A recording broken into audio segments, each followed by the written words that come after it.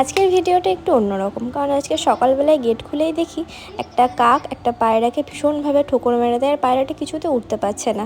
তো সেই জন্য আমরা পায়রাটাকে বাড়িতে নিয়ে আসি।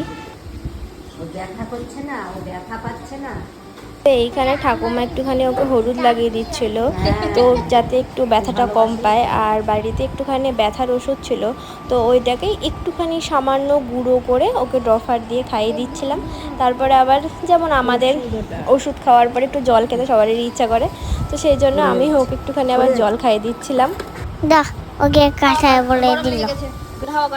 ভালো করে ভালো করে তো পায়রাটাকে এখন কিছুদিন আমাদের বাড়িতেই রেখে দেবো, কারণ ও যতক্ষণ না পর্যন্ত উঠতে পারছে ততক্ষণ থাক। দিয়ে ডাক্তারে কি করবে? তোকে যেমন করে দেয়। পায়রাকে বল, পায়রা ডাক্তারখানা যাবে নাকি জিজ্ঞেস কর। কখন বললো? হ্যাঁ